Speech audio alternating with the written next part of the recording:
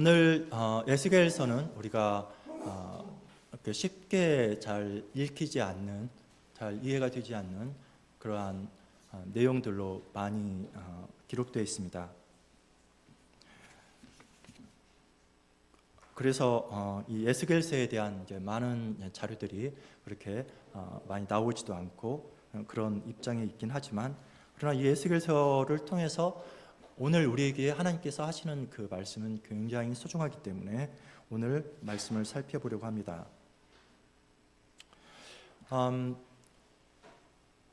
이번 한 주간, 우리가 지난 한 주간 사시면서 성도님들은 어떤 감정을 느끼시고 또한 어떤 상황에 처하셔서 어떤 고민들을 하시면서 지내셨습니까?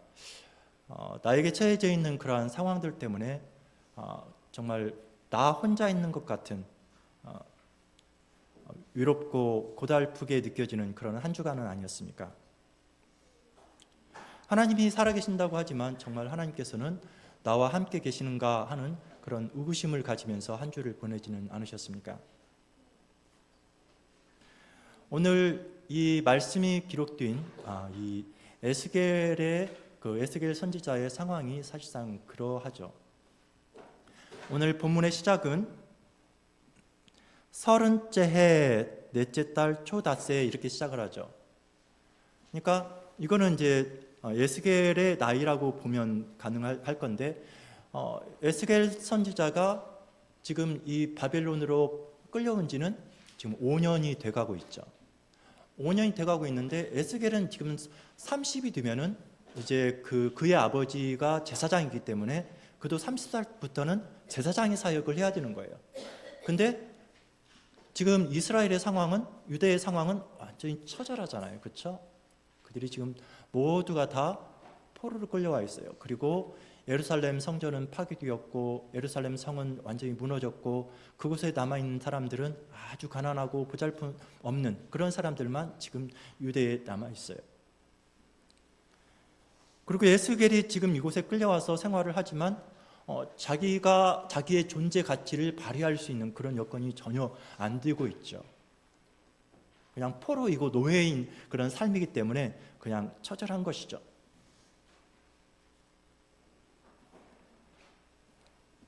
오늘 본문을 잘 살펴보시면 그발 강가에서 사로잡힌 자 중에 있을 때, 그발 강가라고 하면 지금 바벨론 지역을 말하는 거예요. 이스라엘 백성들이 제사장이 있어야 될 곳은 지금 어디냐면 예루살렘 성전이잖아요. 그렇죠? 근데 그들이 지금 어디에 있냐면 바벨론에 있어요. 바벨론은 어떤 곳이에요? 우리가 창세기 11장에서 인간들의 세상을, 자기들의 왕국을 짓고자 만든 것이 바로 바벨탑이잖아요. 그렇죠? 하나님께서 자기들의 왕국, 자기들 스스로 하나님 없이 자기들이 행복하게 자기들의 임의적인 방법으로 살아가자 하고서 만든 그 나라를 하나님께서는 굉장히 싫어하셨죠. 그래서 그 바벨탑을 허무셨어요. 그곳에서 누가 나왔죠? 바로 아브라함이 나왔죠. 아브라함이 있어서는 안 되는 곳이 바로 바벨론이었어요. 이스라엘 백성들이 있어서는 안 되는 곳이 어디였죠? 바로 애굽이었어요. 그곳에서 하나님께서 아브라함을 불러내셨고 이스라엘을 불러내셨어요. 근데 지금 그들이 어디에 있어요? 지금 다시 바벨론에 있다라는 것이죠. 그러니까 이러한 것들을 생각을 해보면 그 에스겔 스스로에게 있어서 굉장히 허탈하죠. 삶이. 내가 지금 뭐지? 내가 지금 사는 곳인가? 자기의 정체성을 상실한 그 상황 속에서 자기에게 주어지는 그 모든 상황들은 그야말로 위롭고 고달프고 그야말로 살고 싶지 않은 그런 상황들일 것입니다.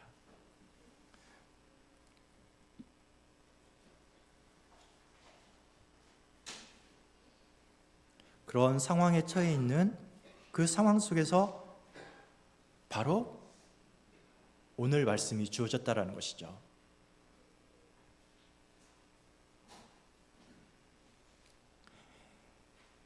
그리고 말씀을 계속해서 보면 2절에서 여호야긴 왕이 사로잡힌 지, 그러니까 지금 여호야긴 왕이 왜 이곳에 끌려와 있어요? 그가 에레미야 선지자의 말을 듣지를 않았어요. 하나님께서는 이스라엘 백성들에게 그들이 유대 땅에 있을 때 하나님께서 약속하신 그 땅에 그들을 심어 놓으셨잖아요. 그리고 하나님께서는 그들에게 계속해서 말씀하셨어요. 그들이 어떤 상황에도 하나님께서는 계속 그들에게 말씀하셨어요. 누구를 통해서요? 선지자를 통해서. 하나님의 사람들을 통해서 계속 하나님께서는 말씀을 하셨어요. 심지어 그렇게 타락한 상황에서도 여호야긴에게 에레미야 선지자는 하나님의 말씀을 전했죠.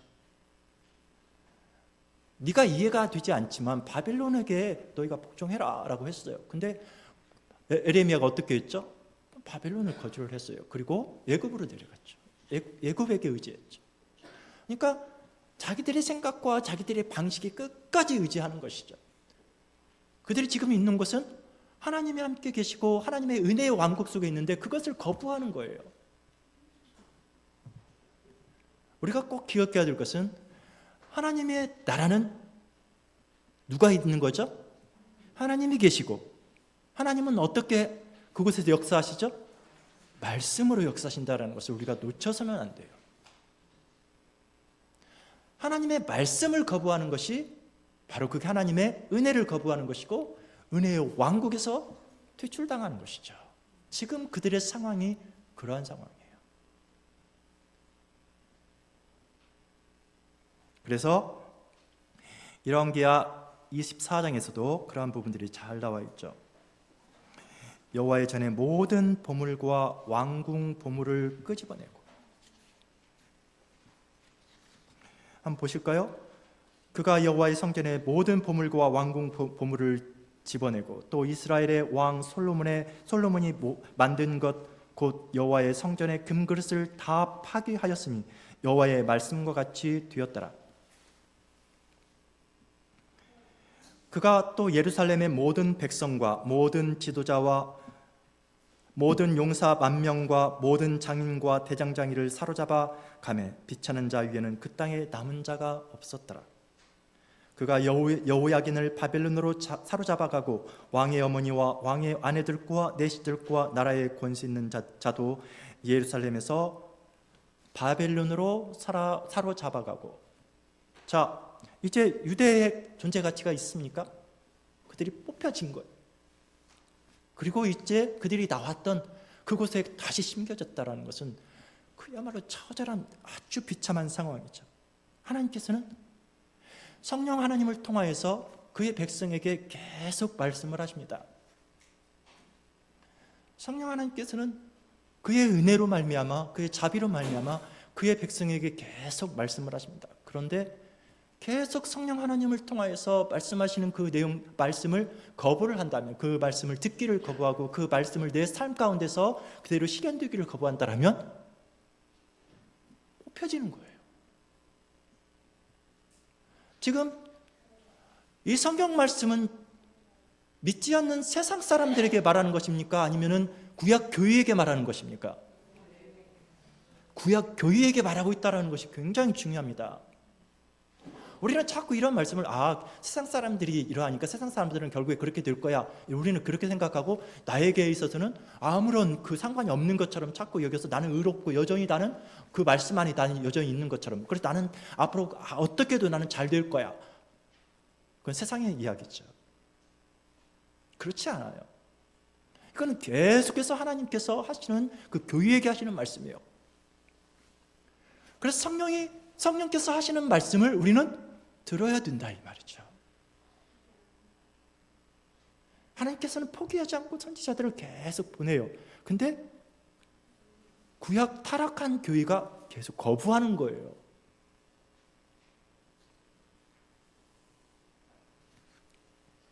그래서 이거에 대해서는 이미 하나님께서 그의 백성을 사랑하시기 때문에 경고를 하셨어요.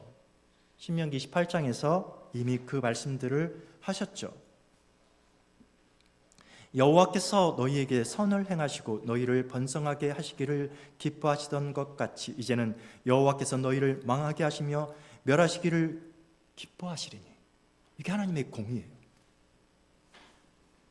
너희가 들어가 차지할 땅에서 뽑힐 것이요 여호와께서 너를 이 땅 이 끝에서 저 끝까지 만민 중에 흩으시리니 네가 그곳에서 너와 내 조상들이 알지 못하던 목석 우상을 섬길 것이라. 인간의 타락한 그 육신의 욕망에, 안목의 정욕에, 이생의 자랑에 하나님께서 버려두실 수도 있다라는 것이죠. 무서운 경고를 우리는 이 말씀을 우리가 받아들여야 돼요.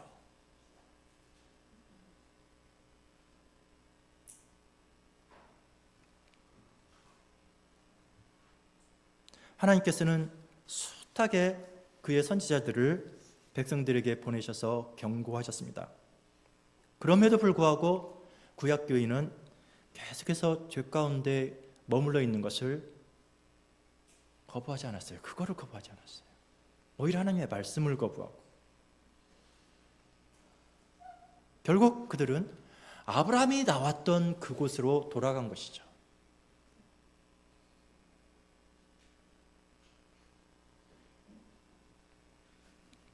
예루살렘은 어떤 곳입니까? 바로 이스라엘 백성들이 애굽에서 나올 때 하나님께서 시내산에서 그들에게 무엇을 약속하셨죠? 그들이 하나님이 되어주실 것을 약속하셨어요. 그거에 대한 중요한 하나의 표로 무엇을 주셨냐면 바로 성막을 주셨어요. 성전을 주셨어요. 그래서 예굽에서 나와서 광야를 지나가는 동안 그들은 계속해서 성막의 안에 거하시는 하나님, 그 가운데 거하시는 하나님의 임재를 그들은 계속해서 목격했죠. 구름 기둥과 불 기둥으로 하나님께서 그들과 함께 하시는 것을 계속해서 보여주셨어요. 그것을 이제 광야에서 떠도는 그러한 막연한 단순한 예표적인 것이 아니라 이제는 가나안 땅에 정착을 해서 거기에서 성전을 견고하게 짓고 그곳에 바로 하나님이 거하심을 그들에게 보여주셨죠. 근데 이제 그들이 하나님의 말씀을 거부함으로, 성전에는 뭐가 있죠? 지성소 안에는 뭐가 있죠? 하나님이 실제로 그 안에 갇혀 계실 수 있습니까? 아니죠. 하나님의 언약궤가 있는 것이죠. 하나님의 언약궤가. 언약궤는 뭐죠? 하나님의 언약의 말씀이죠. 그들이 그 말씀을 거부해요. 그러니까 계속해서 제가 말씀을 드리지만 나 천국에는 가고 싶어요. 그런데 하나님은 필요가 없어요. 왜? 하나님은 잔소리하니까. 하나님은 이래라 저래라 그게 싫은 거예요. 근데 성전은 뭐가 있는 곳이에요? 하나님의 언약의 말씀이 있는 곳이에요. 근데 그 말씀을 거부하면 그것은 하나님의 나라인가요? 아니죠. 하나님의 말씀을 거부하는 것은 나 천국이 싫다 이 말하고 똑같은 거예요. 결국에 그들이 하나님께서 여호와께서 선지자들을 통하여서 계속해서 보내신 그 하나님의 말씀을 거부했기 때문에 그들은 결국에 하나님께서 그 성전을 파괴하셨죠. 그 성전 기구들을 다 옮겨버리셨어요. 어디로요? 우상의 나라로. 그들의 삶의 그 기준, 정체성은 어디에 있냐면 성전 문화에 있어요. 구약 백성들에게 있어서. 명절 하면은 우리는 명절 하면은 우리 친족들을 찾아가잖아요. 왜냐하면 우리 한국 문화는 조상을 숭배하는 문화이기 때문에 그렇죠. 그러나 유대 문화는 죄와 하나님에 대한 감사 이런 것들을 하나님 앞에 가지고 나아가야 되는 날이에요. 그게 그들의 명절이에요. 너무나도 기쁘고 너무나도 즐겁고 뒤에서 해방되고 하나님께서 그들과 함께 하신다라는 그 놀라운 복에 대해서 함께 즐거워하러 가는 것이죠. 그것이 명절날이에요. 그런데 이게 파괴된 거예요. 그것이 다 사라져버린 거예요. 하나님께서 그들의 기쁨을 빼앗아버린 것이죠. 그들의 위선과 그들의 허상을 완전히 파하셔버린 것이죠. 그들은 시편 122편에서도 121편에 내가 산을 향하여 눈을 들리라. 나의 도움이 어디서 올고 나의 도움은 천지를 지으신 여호와에게서로다.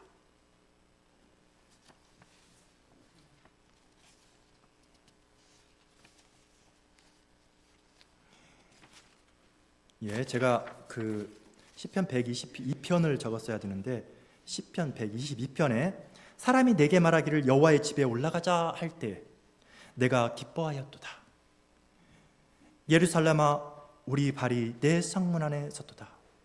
여호와의 이름에 감사하고 이스라엘의 전례대로 그리로 올라가는도다. 예루살렘을 위하여 평안을 구하라. 예루살렘을 사랑하는 자는 형통하리로다. 왜 예루살렘에 대한 언급을 계속하고 있죠? 바로 성전이죠. 예루살렘 성전에 들어가서 그들이 하나님 앞에 제사를 드린다. 이것은 하나님을 배울 수 있고 하나님의 임재 앞에 서서 하나님과 화평을 누릴 수 있다는 것이죠. 이게 천국이에요. 이게 구원받은 자의 놀라운 축복이고요. 근데 그러한 것들이 이제 사라졌다는 것이죠. 성전이 파괴됐다는 것이죠.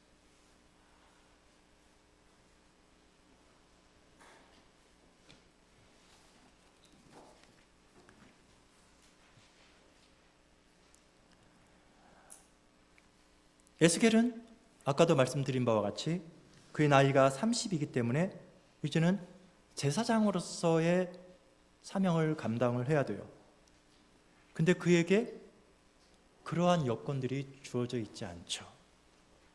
그래서 그는 사실상 그의 정체성을 상실당하고 그의 삶에 대한 아무런 의미가 없어져 버린 그러한 처절한 비참한 상황에 있는 것이죠.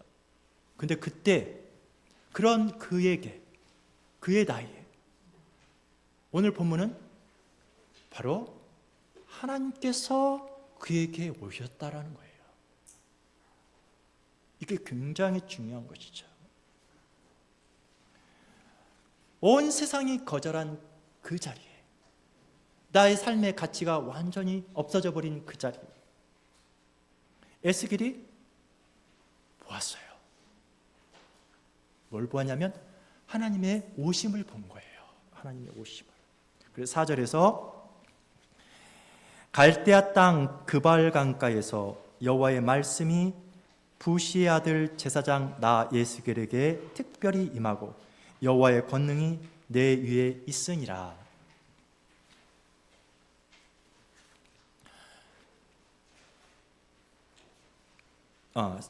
내가 보니 북쪽에서부터 폭풍과 큰 구름이 오는데 그 속에서 불이 번쩍번쩍하여 빛이 그 사방에 비치며 그 불 가운데 단쇠 같은 것이 나타나 보이고, 그러니까 북쪽에서 폭풍과 구름이 오고 있다 이 말이죠. 지금 이제 그 에스겔 선지자가 보는 것들이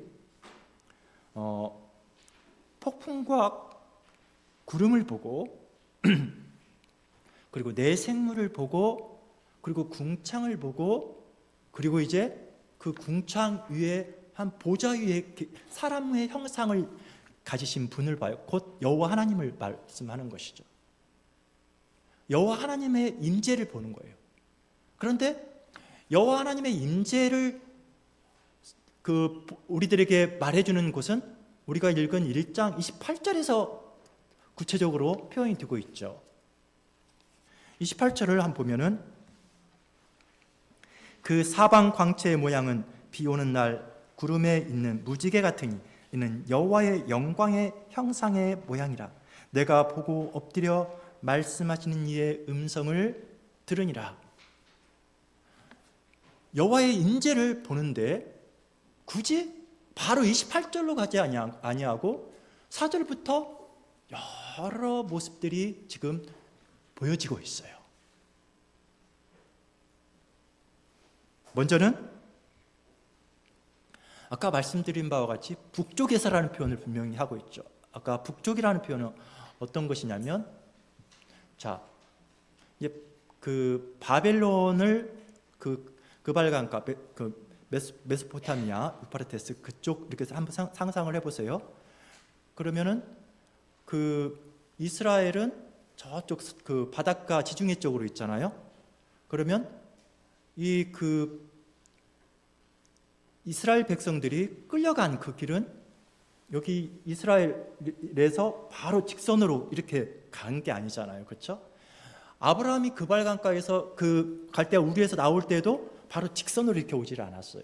왜냐하면 그들은 그 해변을 따라서 위에 쪽으로 이렇게 금음달처럼 초승달처럼 그 방향으로 이렇게 간 것이죠. 왜냐하면 이쪽은 광야가 있고 여기는 위험하기 때문에 그들이 이렇게 생존하면서 갈 수 있는 길이 아니기 때문에 그들에게 만들어진 그 길을 따라서 이렇게 가는 것이죠. 즉 달리 말하면 지금 바벨론에서 그 그발강가에서 봤을 때 북쪽은 바로 예루살렘 쪽에서 오는 그 길이라 이 말이죠. 북쪽이라고 할 때 이해하시겠나요? 예, 그걸 생각을 하셔야 돼요. 거기에서 그 북쪽에서 하나님이 오시는 거예요. 친히 어디로요? 그 죄인들에게 오시는 거예요.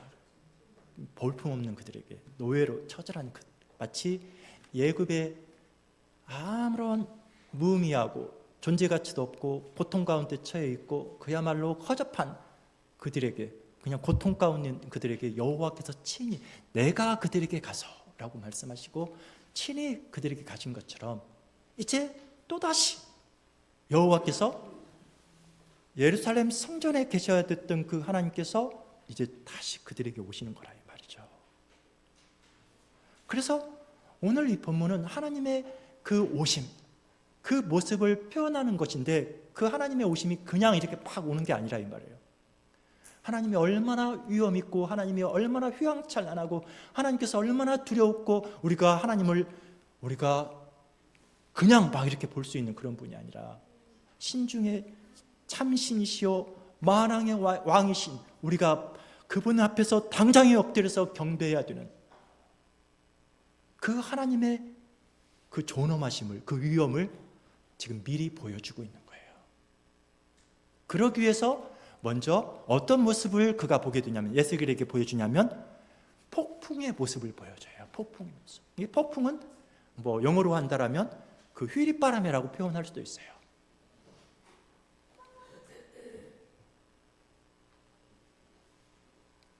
그래서 여호와께서 임하시는데 북쪽에서 그 폭풍의 모습으로 이렇게 임하시는데 왜 굳이 그렇게 하시는가? 그것은 바로 하나님께서 지금 오고 계신다. 하나님이 거기 계신다 하는 것을 말씀하기 위한 것이라는 것이죠.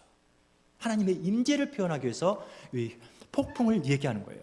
즉 먼저는 우리가 거기에 기록되어 있는 것처럼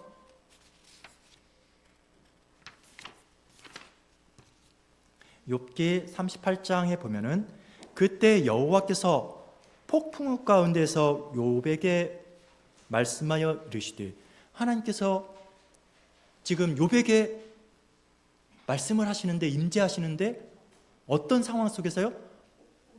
폭풍 가운데서. 그리고 또 밑에 나와 있죠. 열왕기하 2장 1절에서도 여호와께서 휘오리바람으로 엘리야를 하늘로 올리고자 하실 때 휘오리바람 가운데 즉 폭풍 가운데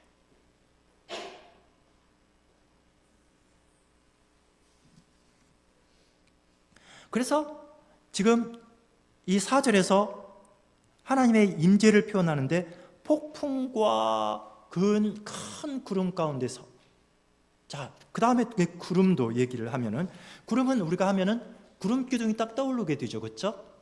근데 그 구름을 보면은 그 속에서 불이 번쩍번쩍한다 이 말이죠. 그래서 우리로 하여금 광야 출애굽 백성 가운데 함께 계시는 임재에 계시는 여호와 하나님을 우리로 하여금 떠오르게 한다 이 말이죠. 근데 그냥 28절로 딱 와도 되는데 그렇게 하시지 않는다 이 말이죠. 뭘 보여주기 위한 것이죠? 하나님의 위엄을 보여주기 위한 것. 하나님이 얼마나 영광스럽고 존귀하시고 우리가 그냥 나는 귀찮아. 하나님의 말씀은 정말 나는 귀찮고 나는 그냥 좋은 것만 있으면 좋겠어. 하나님은 없어도 좋은 것만 있으면 좋겠어. 나에게 고통도 없고 내가 하고 싶은 거 내가 마음껏 내 자유롭게 펼칠 수 있는 그런 세상이었으면 좋겠어. 거기는 하나님은 꼭 필요 없어.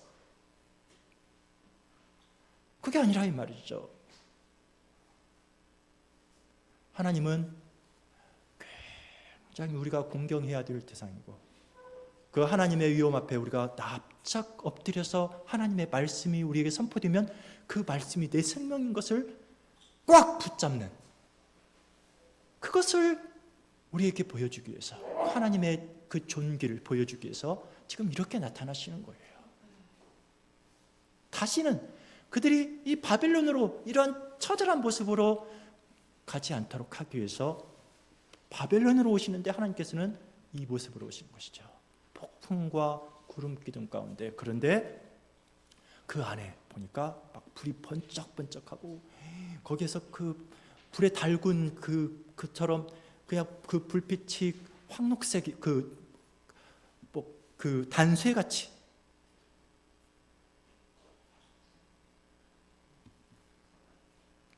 그래서 그 빛이 사방에 비치며 불 가운데 단쇠같이 하나님께서 계시는 것을 보여주신다 이 말이죠. 그리고 또 뭘 보게 되냐면, 살아있는 내생물을 보게 돼요. 이 내생물이 무엇인지에 대해서 이제 여러 가지 의견들이 있을 수 있지만, 이거는 마치 그 발은 송아지 발처럼, 그리고 얼굴은 사람의 얼굴, 그리고 커다란 소의 얼굴, 그리고 사자의 얼굴, 그리고 독수리의 얼굴, 이렇게 오른쪽, 왼쪽, 뒤에 각각의 형상들이 있어요. 사람의 모양 같고, 소의 모양 같고, 사자의 모양 같고, 그리고 독수리의 모양 같은 그 형상으로 내생물의 모습을 보여줘요. 근데 그 내생물은 정확하게 그게 사람이다, 사자다, 이게 아니라 이 말이에요. 그러한 형상을 가진 거예요. 그러한 모양을. 그래서 그것이 어떤 피조물인지는 모르지만 하나님께서 만드신 피조물이에요. 그런데 그 역할은 무엇인가가 중요하죠. 그 역할은 그 영이 가고자 하는 대로 바로바로 간다 이 말이에요. 그냥 주저주저 하는 것이 아니라 신속하게 번개가 치듯이, 번쩍하면 가듯이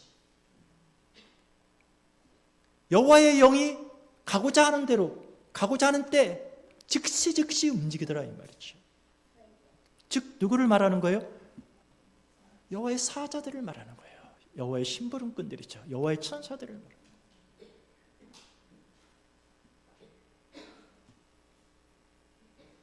그래서 이 내 생물을 타고 오시는 거예요.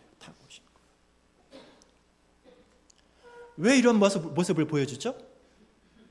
하나님의 어미하심을 보여줘요. 하나님의 휘황찬란함을 보여주기.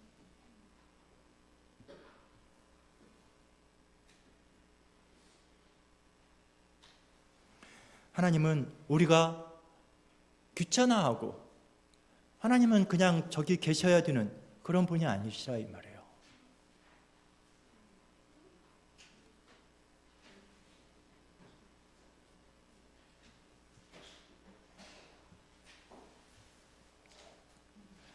하나님께서 친히 북쪽에서부터 그 놀라우시고 정말 두려우시고 위험 가운데 계신, 그 영광 가운데 계신 여호와 하나님께서 친히 북쪽에서 그 초라한 그 노예들에게 또다시 찾아오시는 거예요.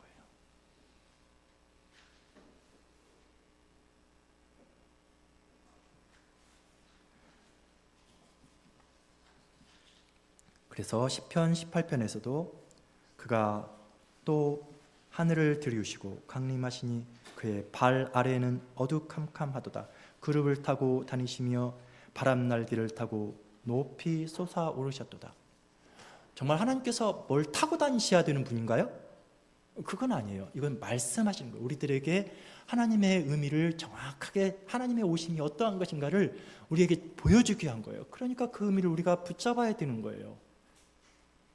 진짜 하나님께서 뭘 타고 오셔야 되는, 하나님께서 원하시면 얼마든지 그러시죠. 그러나 에스겔에게 보여준 이것은 하나님은 우리들에게 만만하신 분이 아니라는 것을 우리가 알라라는 것이죠. 우리가 하나님을 만만하게 여기면 안 돼요. 우리 삶 가운데서. 하나님의 말씀을 우리가 만만하게 여기면 안 된다고요. 우리는 말을 만만하게 하잖아요. 그렇죠? 우리는 말을 그냥 쉽게 내뱉어요. 그러니까 그 말의 가치가 그냥 마치 그냥 바다에다가 그냥 강에다가 던진 물처럼 기면 기고 아니면 말고 이런 식이에요.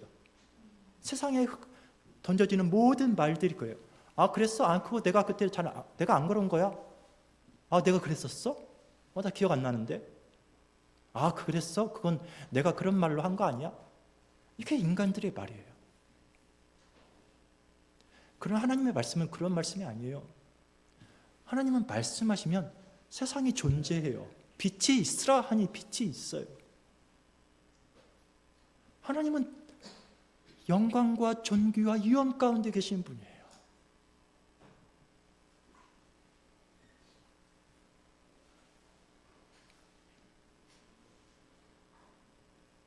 바로 그 하나님께서 지금 예루살렘에서 바벨론까지 친히 오시는 거란 말이죠. 그 오심을 보고 있는 거예요.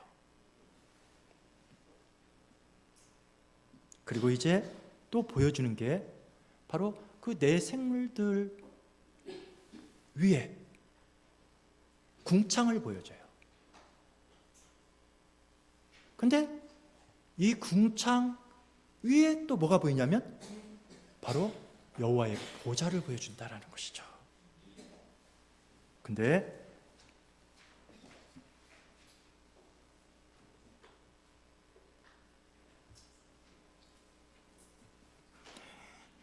(24절을) 보면 생물들이 갈 때에 내가 그 날개 소리를 들으니 많은 물소리와도 같고, 22절부터 보죠. 그 생물의 머리 위에는 수정 같은 궁창의 형상이 있어 보기에 두려운데 그들의 머리 위에 펼쳐져 있고. 자, 그러면 수정 같은 궁창의 형상, 뭐가 읽혀지시나요? 요한계시록을 보면은 여호와의 보좌 앞에 수정 같은 바다가 이렇게 펼쳐지죠. 그렇죠? 물론 이제 그 요한계시록을 하실 때 들으셨겠지만 바다의 의미는 여러 가지 의미가 있죠. 고통을 상징을 하기도 하고, 어쨌든 오늘 여기에서 우리로 그곳으로 옮겨져요. 그래서 여호와께서 지금 궁창 위에 계시고, 그리고 궁창 밑에 예수계를 보여주는 거죠. 그리고 예수겔이 감히 엄접할 수 없는 그 여호와를 지금 목격하고 있는데, 이 궁창이 그 사이를 만들어 놓고 있는데 하나님 그 궁창 위에 계신 분이라는 것이죠.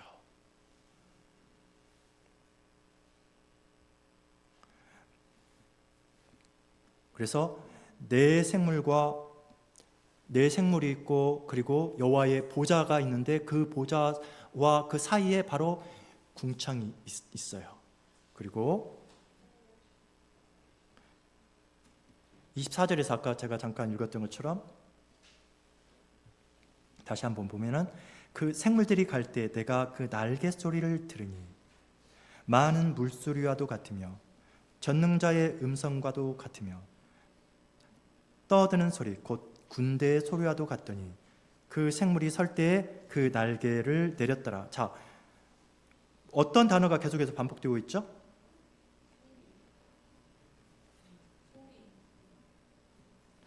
소리죠. 소리. 소리라는 단어가 계속 반복되고 있죠. 그러면서 25절에 그 머리 위에 있는 궁창 위에서부터 음성이 나더라.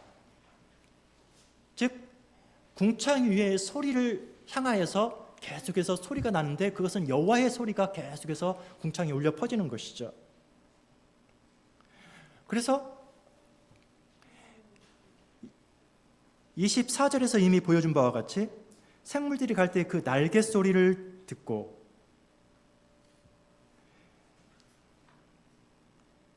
많은 물소리를 듣고, 군대 소리를 듣고, 이거는 전부 다 여호와께서 말씀하시는 것을 그들이 듣게 되는, 그것을 계속해서 얘기하고 결국에는 어디로 향해요? 25절에 여호와의 음성으로 향하게 하는 것이죠. 그러니까 여호와 하면은 항상 여호와께서는 뭘로 역사하신다? 말씀으로 역사하시는 거예요. 여호와의 음성으로 역사하시는 거예요. 그럼 우리는 오늘날 어떻게 여호와의 음성을 듣죠? 교회가 하는 게 뭔 역할이죠? 말씀이죠. 말씀. 하나님께서는 각각의 직분자들을 교회에 세우셨어요. 말씀을 전하는 자와 그 말씀을 성도들이 잘 그 말씀을 붙잡고 그 말씀에 순종하여 살도록 돌보는 장로와, 그리고 이 말씀을 듣지 않는 자가 없도록 돌아보는 집사들과, 그리고 우리 모두 목사이고 장로이고 집사인 우리들을 통하여서 하나님의 말씀이 우리의 삶 가운데서 온전히 세워지도록 여호와께서는 우리들에게 그 놀라운 은혜를 주셨다 이 말이죠. 그래서 우리는 여호와의 임재를, 여호와의 말씀을 통하여서 우리는 보게 되는 거예요.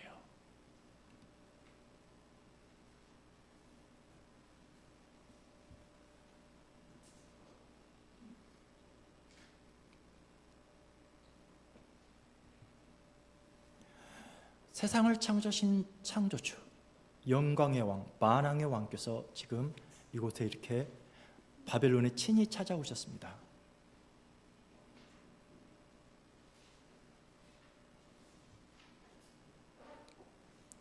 이것은 예수 그리스도를 통하여서 실질적으로 성취된 거예요. 예수께로는 이것을 예표적으로 내가 너희에게 가서 너희와 함께 있을 거야. 내가 너희와 반드시 함께 있을 거야. 내가 너희들을 결코 떠나지 않을 거야.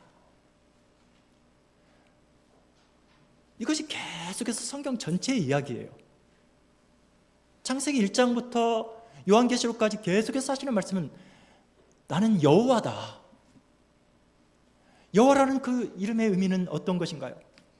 내가 너희의 하나님이 되어주고 너희는 나의 백성이 되어줄게. 내가 이 약속을 반드시 내가 열심을 다해서 이 약속을 지킬게 라는 것을 가르쳐주는 게 바로 여호와라는 그 이름의 의미예요. 그런데 지금 예수겔에게 다시 그 처절한 그 고독 가운데 있는, 아무도 나와 함께 있지 않는 것 같은, 그 모두가 나를 거절한 것 같은 그 상황 속에서 여호와께서 친히 예수겔에게 찾아가셔서 다시 말씀해 주는 거예요. 내가 너에게 지금 임하였고 내가 너에게 지금 말하고 있다. 내가 너의 존재 가치를 내가 다시 세워주고 내가 너로 하여금 제사장의 역할을 하게 하겠다라는 것이죠. 그러면서 그에게 계시를 주는 거예요.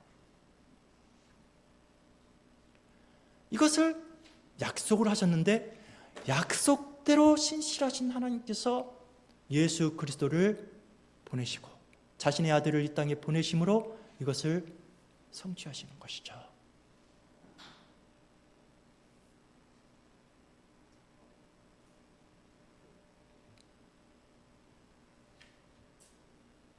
예수님께서 이 땅에 오셨을 때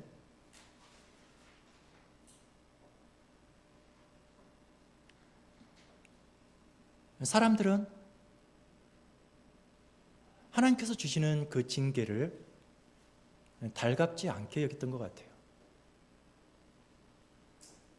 그래서 하나님의 말씀을 자꾸 왜곡해서 생각하고 어떻게든지 자기들의 고집을 끝까지 펼쳐내려고 하는 거예요.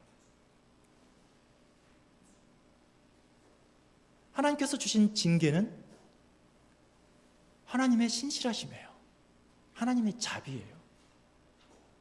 근데 그들은 그걸 거부하는 거예요. 아니야, 하나님은 우리를 이렇게 하실 수가 없는 거야. 아, 왜 우리로 하여금 바벨론에 순종하게 하는 거야? 아, 우리는 그럴 수 없어. 우리가 우리의 방법대로 하나님의 뜻을 우리가 이루어낼 거야. 그러니 그들은 성령께서 친히 그들에게 하나님의 아들을 그들에게 말씀을 하고 보여주지만 그들은 그걸 볼 수가 없어요. 하나님의 아들이 그들 앞에 왔지만, 여호와께서 그들에게 임하였지만 그들은 보지를 못해요. 하나님의 음성이 계속 들려지지만 그들은 들어요, 못 들어요? 듣지를 못해요. 성령을 회방하는 자는 용서함을 받을 수 있나요? 없나요? 없습니다. 성령을 회방하시면 안 돼요. 성령께서 계속해서 우리에게 교회를 통하여서 우리에게 말씀하시는데 하나님의 말씀을 거부한다라면 그는 뽑히오는 거죠.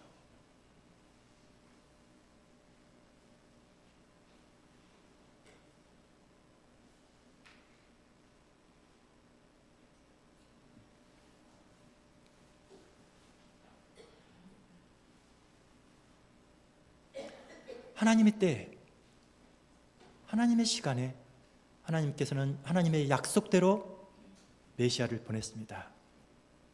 하나님이 친히 인간이 되셔서 이 땅에 오셨습니다. 하나님이 사람의 몸을 입으시고 친히 이 땅에 오셨습니다. 그래서 이것을 바라고 이것을 고대하는 자들은 이것을 볼 수 있고 이것을 들을 수가 있어요. 왜냐하면 성령께서 말씀하시니까. 보아스의 들판에 있던 자들이 바로 누구였죠? 세상에서 별로 볼품없던 목자들이었어요. 그들은 헤롯의 궁전에 있지 않았어요. 그들은 들판에 있었어요.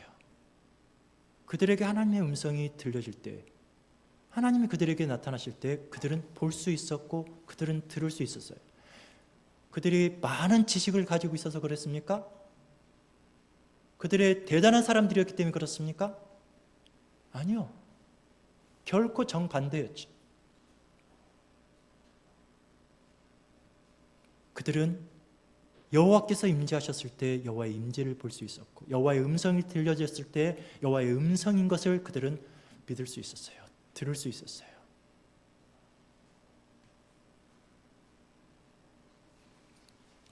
예수님께서 이 땅에 오셨을 때 어떤 모습으로 오셨죠?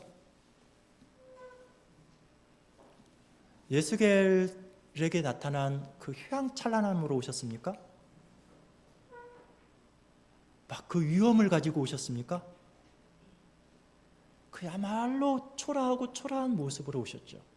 더 이상의 영광의 모습도 보이지 않고 어미함도 보이지 않고 위엄도 없고 휘황찬란, 그리고 아무런 힘도 없고 아주 나약한 약육강식의 그 세상 속에서 마치 그냥 누구라도 잡아먹으면 잡힐 것 같은 그 모습으로 오셨죠. 그러니까 그것을 기대하는 사람들은 메시아를 볼 수 있어요? 없어요? 없는 것이죠. 교회 안에서도 마찬가지예요.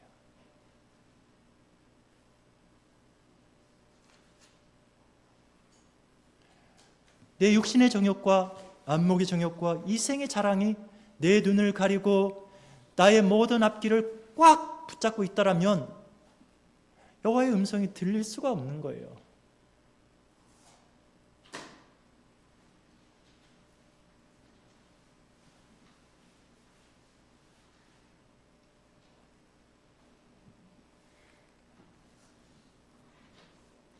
우리는 이미 지난주에 마태복음을 통하여서 하나님께서 우리와 함께 계심에 대해서 그 약속에 대해서 우리는 들었습니다.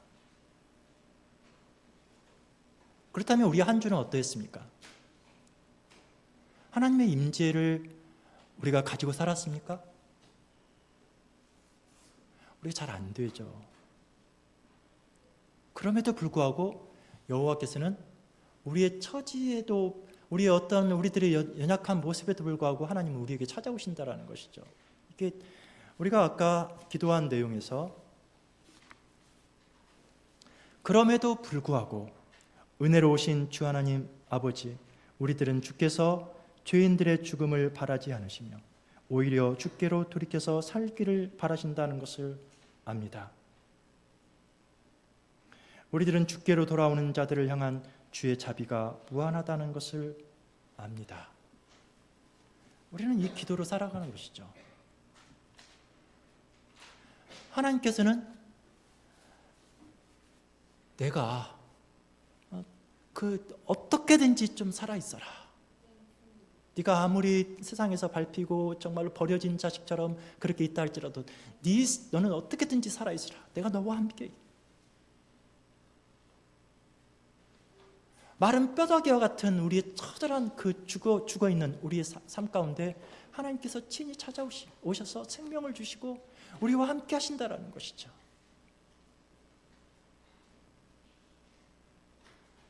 하나님께서는 우리의 처지에 따라서 하나님께서는 떠나시거나 그러시는 게 아니에요. 우리의 연약함에도 불구하고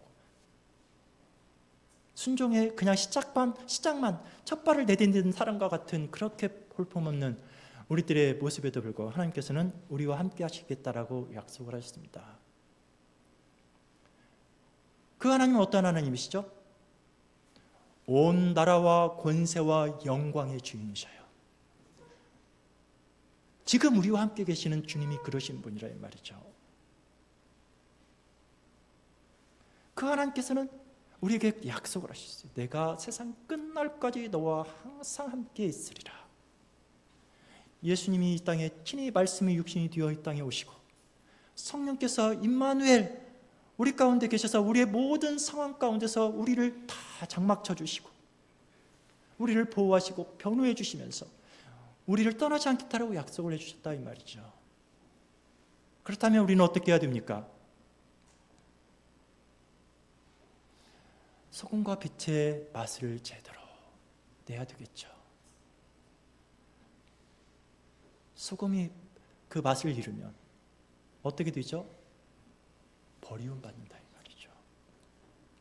맛을 잃을 때 우리의 존재 가치가 상실하는 거예요. 우리는 자꾸 영웅적인 그 감정으로 여호와께서 우리와 함께 하신다고 했고 그리고 이제 가라라고 했으니까 내가 어디로 가야지? 에티오피아로 갈까? 아니면 러시아로 갈까? 아니면 지금 그 힘든 우크라이나로 갈까? 아니면 중동으로 가야 되나? 아니요. 이따가 오후에도 잠깐 언급하려고 했던 내용인데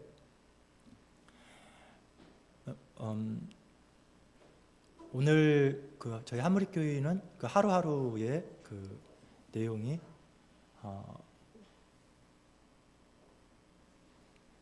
그 환난을 받는 거에 대한 이야기죠. 그러니까 환난이라는 것이 바울이 그의 제자들에게 그가 교회를 세우고 그들에게 당부할 때 너희들은 믿음을 따라 행하고 너희들에게 주어지는 그 환난을 기쁘게 당하라라고 당부를 해요. 너희들이 이제 믿음대로 살면 너희들이 하나님께서 너희들과 함께해서 너희들의 모든 삶의 어려움이 없어지고 너희들에게 이제는 쨍하고 해뜰 날만 있을 거야 라고 거짓 이빨림을 하지 않아요.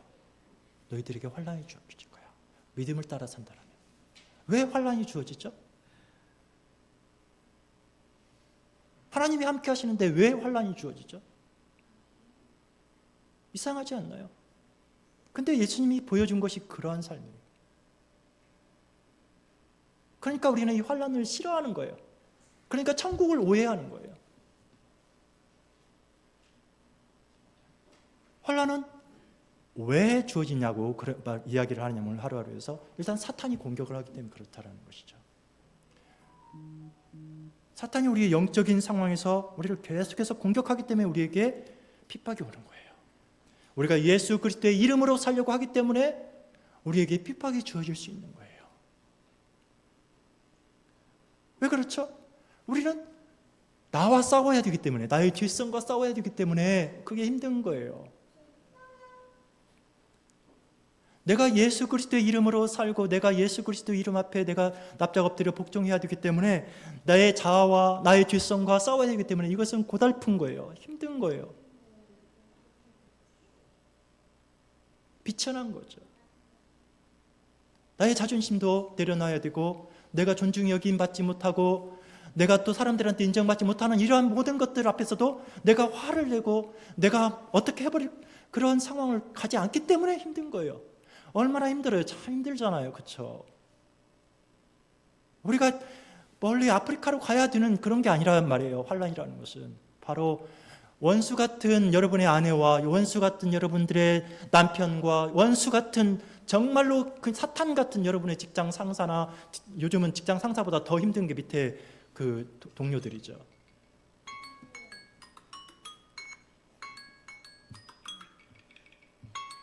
예, 제가 알람 시간을 맞춰서 끝내려고 길지 않게 하려고 하다 보니까 알람을 맞추는 소리가 났네요. 빨리 맞춰야 되겠네요.